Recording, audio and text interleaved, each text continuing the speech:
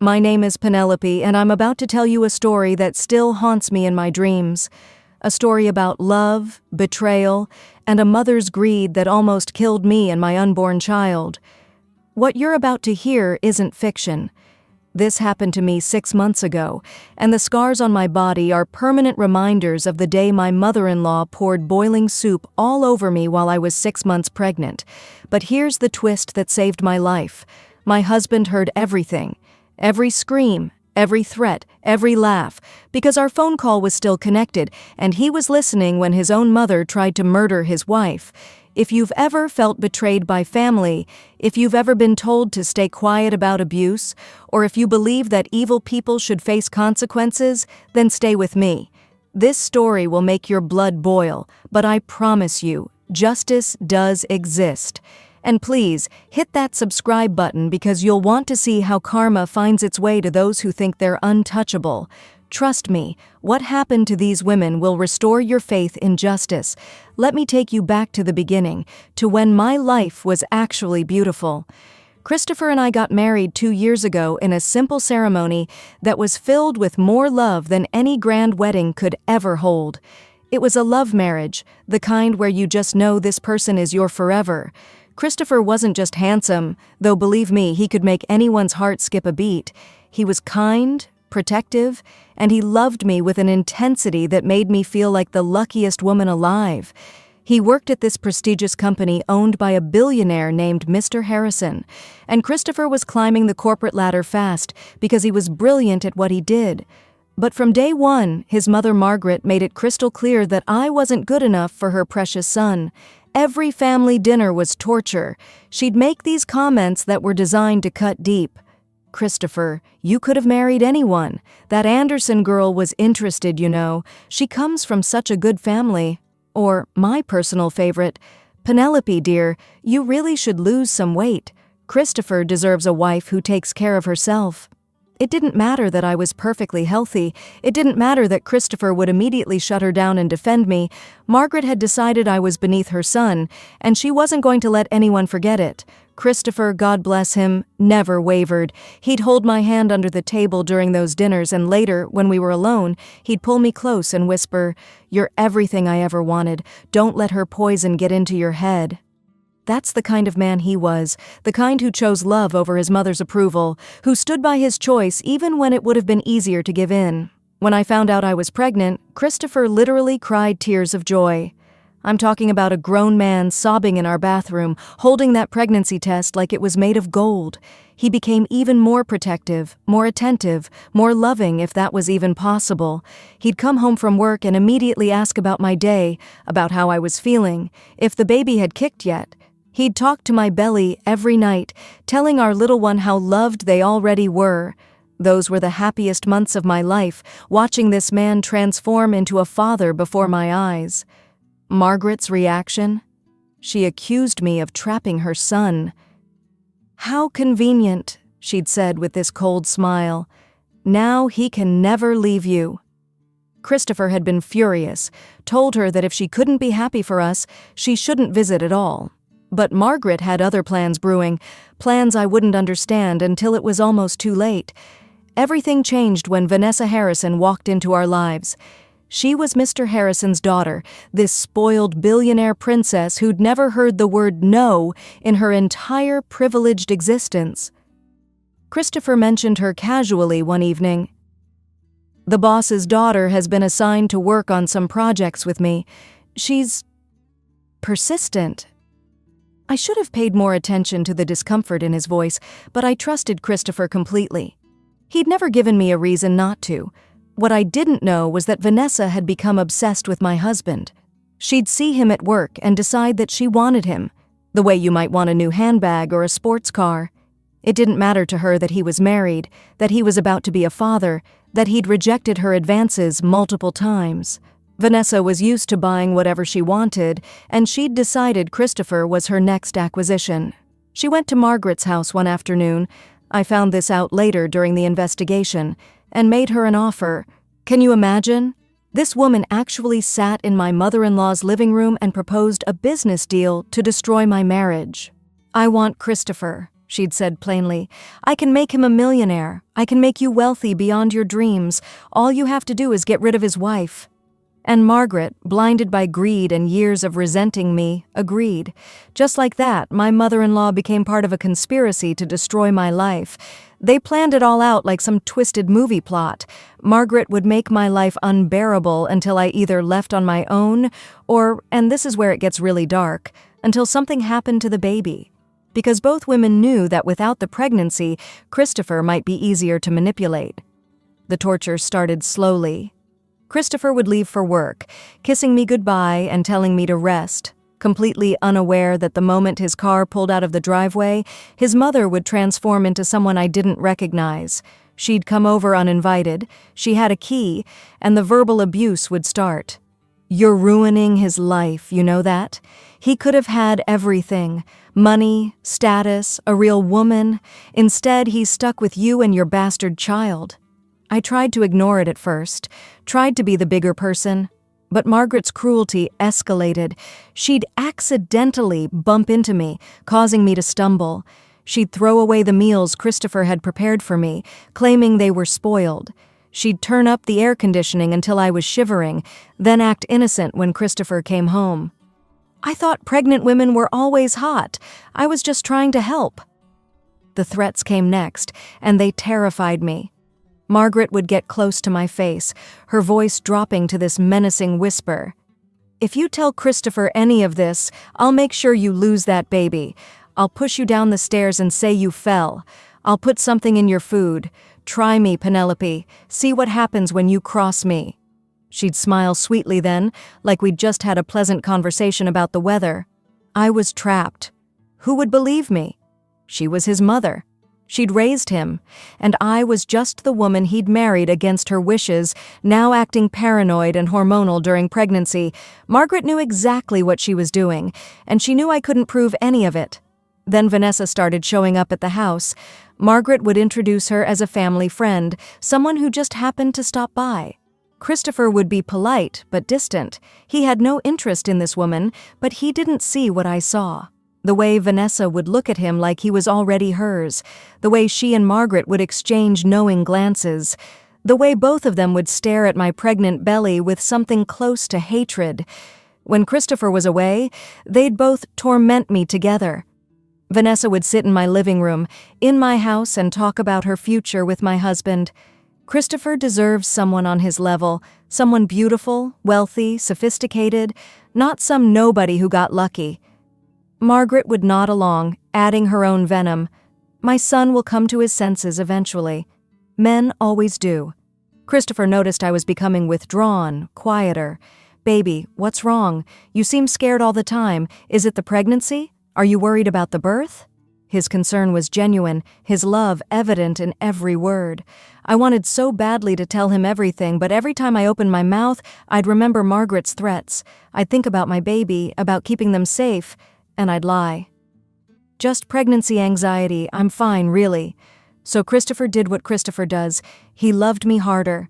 He'd come home early from work to spend time with me. He'd cook my favorite meals, run baths, rub my feet when they swelled. He'd hold me at night and promise me that everything would be okay, that we were going to be amazing parents, that nothing would ever hurt our little family. If only he'd known that the biggest threat was coming from inside our own circle. Margaret's abuse got worse as my pregnancy progressed. The slaps came when Christopher was definitely out of the house, the pushes toward the stairs that I'd barely avoid. She destroyed my maternity clothes, saying they were ugly anyway. She'd hide my prenatal vitamins, hoping I'd miss doses. I started losing weight despite being 6 months pregnant, and Christopher was worried sick. The doctors couldn't explain it because I couldn't tell them the truth, that my mother-in-law was systematically starving me during the day. I was living in constant fear, waiting for the other shoe to drop. I knew something terrible was coming.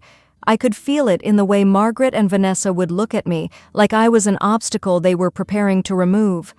I started documenting things in secret, taking photos of bruises, writing down dates and times of incidents. Some part of me knew I'd need proof eventually, if I survived whatever they were planning. That day started like any other nightmare disguised as a normal morning. Christopher had an important meeting at work, something that would take most of the afternoon. He'd been apologetic about it, kissing me multiple times before leaving. "I'll be back by 5, I promise. Rest today, my love. You and baby just relax." He'd touched my belly, talked to our daughter, we'd just found out we were having a girl, and told her daddy would be home soon. I'd smiled and waved as he drove away, completely unaware that in a few hours my entire life would explode. Around 2 in the afternoon, Christopher called me. It was his habit, checking in when he had a break from meetings. We were talking about baby names, laughing about his terrible suggestions, when I heard the front door open. Margaret's voice carried from the entryway, but she wasn't alone. Vanessa was with her, and they were talking in these low, urgent tones that made my blood run cold. I was still on the phone with Christopher, about to tell him his mother had arrived, when both women appeared in the doorway of the living room. They didn't notice the phone in my hand, didn't see that I was mid-conversation. What I saw in their eyes froze me to my core. This was it. Whatever they'd been planning, it was happening now. Margaret was carrying something, a huge pot that was steaming. The smell of soup filled the air, but it wasn't the comforting kind. It was ominous, threatening. Vanessa was right behind her, and she was smiling, not a friendly smile, a predator's smile. "Leave my son alone," Margaret suddenly screamed, and I jerked back in shock. Christopher's voice came through the phone. "Penelope, what's happening, baby? Talk to me." But I couldn't answer because Vanessa had lunged forward, grabbing at my phone.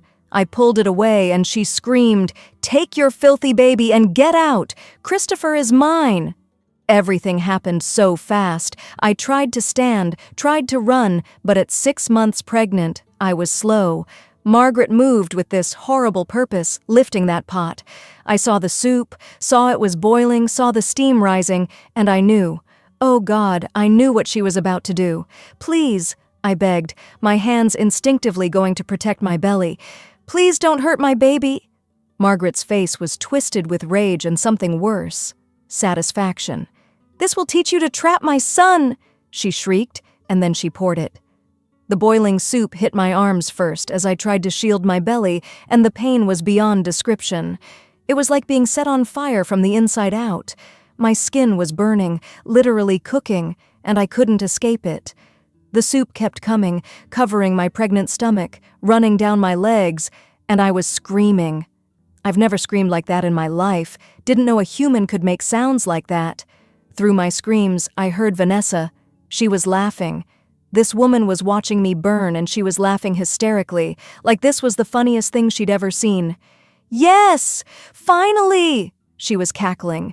"Look at her! This is perfect!" I collapsed on the floor, my body convulsing from the pain. My skin was blistering, peeling, and all I could think about was my baby. "Please let my baby be okay, please." Margaret was standing over me, breathing hard. "If you survive this, you'll leave on your own. No one will want you looking like this. You're finished, Penelope." Vanessa was actually taking photos with her phone, crouching down to get better angles of my agony. "Wait till everyone sees how pathetic you look. Christopher will be so disgusted." She was excited, energized by my suffering. I could hear Christopher's voice, distant, like it was coming from far away. He was screaming into the phone, "Penelope, baby, answer me! What's happening?" But I couldn't reach it, couldn't move. The phone had fallen from my hand during the attack, lying face up on the floor, still connected, still recording every word. Margaret and Vanessa didn't know. They thought they'd gotten away with it, thought there were no witnesses. They were already planning their next move. "We should pour more," Vanessa suggested, her voice gleeful. "Make sure the baby doesn't survive." That's when we heard it. The sound of tires screeching outside, a car door slamming, running footsteps. And then the front door literally crashed open. Christopher burst into the room like an avenging angel, and the expression on his face would have been terrifying if it wasn't the most beautiful thing I'd ever seen. "What have you done?" His voice was raw, broken, furious. Behind him I could hear sirens. He'd called an ambulance, called the police, all while driving like a maniac to get home. Margaret's face went white. "Son, we can explain. I heard everything," Christopher roared. "The call was on, every threat, every word, every laugh. You tried to murder my wife." Vanessa backed up, suddenly looking less confident. "Christopher, you don't understand. We were trying to help you." "Help me?" He dropped to his knees beside me, his hands hovering over my body but afraid to touch and cause more pain. Tears were streaming down his face. "Penelope, baby, stay with me. Help is coming. You're going to be okay. Our baby is going to be okay." Paramedics rushed in, and the next few hours were a blur of pain and fear. I remember being loaded into an ambulance, Christopher climbing in with me, refusing to leave my side. I remember him holding my hand so tight, like if he let go, I'd disappear. I remember hearing the baby's heartbeat, faint but there, and crying with relief even as my body was on fire. At the hospital, they told us I had second and third degree burns over 30% of my body.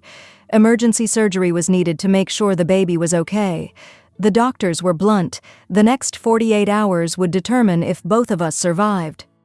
Christopher stayed in my ICU room, holding my hand through the worst of it, whispering promises and prayers and apologies, even though none of this was his fault. The police came to take his statement, and Christopher gave them his phone. The entire attack had been recorded. Crystal clear audio of everything Margaret and Vanessa had said and done. When the detective listened to it, I saw him physically recoil. "This is one of the most cold-blooded things I've ever heard," he said quietly. "They're both being arrested as we speak." But the investigation revealed so much more. Police found text messages between Margaret and Vanessa planning the attack. "Today we end her," Vanessa had written that morning. Margaret's search history was damning: how to cause miscarriage, accidental injury defenses, boiling water burn severity. They found bank records showing Vanessa had already paid Margaret $50,000 with a promise of $500,000 more once the job was done. There was even a contract. Margaret would receive a monthly allowance if Christopher married Vanessa. Christopher was destroyed. His own mother had tried to kill his wife and child for money. The woman who'd raised him, who he'd trusted and defended for years, had sold him out to the highest bidder. He called his lawyer from my hospital room and made it clear. He wanted them both prosecuted to the fullest extent of the law. He quit his job immediately, refused to work another day for Vanessa's father. He cut all ties with Margaret, told the police she was dead to him. I spent weeks in that hospital. The pain was indescribable, even with the strongest medications. Skin grafts, surgeries, infections, setbacks. Christopher never left. He slept in a chair beside my bed, held my hand through every procedure, and talked to our baby girl every single day.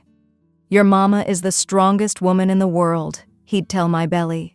"She protected you. She survived for you, and we're going to make sure the people who did this pay for what they tried to take from us." The trial was a media circus. "Billionaire's daughter and mother-in-law attempt to murder pregnant woman" was splashed across every headline. Vanessa's father publicly disowned her, released a statement saying she didn't represent their family values. Margaret's friends abandoned her one by one as the details came out. The courtroom was packed when the prosecutor played that phone recording. Hearing it again was traumatic, but necessary. The jury needed to understand what these women had done. When Vanessa's laughter echoed through that courtroom, when Margaret's voice snarled about making me leave, I watched every face in that room react with horror and disgust. Several jurors were crying. The judge looked physically ill. Margaret tried to play the victim. "I'm just a mother who wanted better for her son." Her lawyer tried to claim temporary insanity, emotional distress. But the evidence was overwhelming. The premeditation, the planning, the money. This wasn't a moment of madness. This was attempted murder, plain and simple. Vanessa's defense was somehow worse. She actually tried to claim that if I was out of the picture, Christopher would have been happier, that she'd done this for love. The prosecutor destroyed that argument. This wasn't love. This was obsession, entitlement, and evil. You tortured a pregnant woman for sport. You laughed while she screamed. You took photos of her agony like it was entertainment. The sentencing came down hard. Margaret got 15 years in prison, Vanessa got 12. Both were ordered to pay $2 million in damages. Restraining orders for life were issued. The judge's words still ring in my ears. You two women represent the worst of humanity. You targeted someone at their most vulnerable, someone who couldn't fight back, and you did it without remorse. Society needs protection from people like you. But Christopher didn't stop there. With my permission, he released everything to the media. Every text message, every piece of evidence, every moment of abuse I'd documented. He wrote a public letter that went viral within hours. He detailed everything his mother had done, how she'd chosen greed over family, how she'd tried to murder her own grandchild. He exposed Vanessa's obsession, her belief that she could buy anything, including someone else's husband. The letter ended with words that still make me cry. My mother sold her soul for money. She tried to murder my wife and unborn child. She chose greed over love, wealth over family, and a stranger over her own son's happiness. This is not a mother. This is a monster. And she will pay for what she did every day for the rest of her life. To my wife, Penelope, you are my hero. Your strength saved our daughter. Your courage brought justice. I will spend the rest of my life making sure you know how loved you are. The response was overwhelming. Margaret's reputation was completely destroyed. People she'd known for decades publicly cut ties. Vanessa became unemployable. No company would touch her after the scandal. Both women lost everything: freedom, money, respect, dignity, future. My recovery took months. Physical therapy to regain mobility in my burned arms, more surgeries to reduce scarring, counseling to deal with the trauma. Christopher was there for every single appointment, every painful session, every moment of despair. And against all odds, our baby girl survived. I gave birth 3 months after the attack. Hope, we named her Hope because that's what she represented. Hope was healthy, perfect, and absolutely beautiful. When the nurses placed her in my scarred arms for the first time, I sobbed. This little girl had survived a murder attempt while still in my womb. She was a fighter, just like her mama. The scars on my body are permanent. I'll carry them for the rest of my life. But you know what? I've learned to see them differently. They're not marks of victimhood. They're badges of survival. They're proof that I protected my daughter. They're evidence that love is stronger than evil, that a mother's instinct can withstand anything. Christopher and I moved to a new city for a fresh start. We needed distance from the memories, from the people who'd witnessed our trauma. We found a beautiful home with a big backyard for Hope to play in someday. Christopher found work at a company that values integrity over connections, and we started healing, truly healing, as a family. We did something else too. We started a foundation for abuse survivors, especially pregnant women in dangerous situations. We share our story to give others courage to speak up, to report, to escape. We provide resources, legal assistance, and safe housing. Because if sharing what happened to us can save even one person, then maybe all this pain had a purpose. People ask me sometimes if I forgive Margaret. The answer is no, and I don't feel guilty about that. Forgiveness isn't mandatory. It's not always the right choice. Some actions are unforgivable, and attempting to murder your own grandchild for money is one of them. Margaret and Vanessa are exactly where they belong, behind bars, facing the consequences of their evil choices. Do I think about them? Sometimes. I think about how greed destroys people from the inside, how obsession can turn someone into a monster, how family doesn't always mean loyalty or love, and I think about how grateful I am that I survived to tell this story, to hold my daughter, to grow old with the man who proved that true love really does conquer all. Christopher's love saved me. There's no other way to put it. If he hadn't been on that phone call, if he hadn't heard everything, I might not be here. Margaret and Vanessa would have gotten away with it, would have told police it was a tragic accident. But fate, karma, God, whatever you want to call it, made sure that phone stayed connected, made sure the truth came out, made sure justice was served. Today, hope is crawling everywhere, getting into everything, and filling our home with laughter. She doesn't know yet what happened before she was born, doesn't understand why Mama has scars or why she'll never meet her paternal grandmother. Someday we'll tell her, when she's old enough to understand.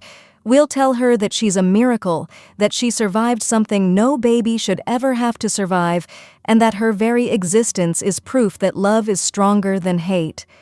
Christopher is the father I always knew he'd be. Patient, loving, protective without being overbearing. He still talks to Hope the way he used to talk to my belly, telling her stories and promises and dreams for her future. He still looks at me like I'm the most precious thing in his world, scars and all. Our marriage didn't just survive this trauma, it became stronger, deeper, unbreakable. As for Margaret and Vanessa, they're learning what it means to lose everything. Margaret sits in a cell, cut off from the son she tried to manipulate and the granddaughter she tried to murder. Vanessa, the billionaire's daughter who thought she could buy anything, now owns nothing but regret and a prison uniform.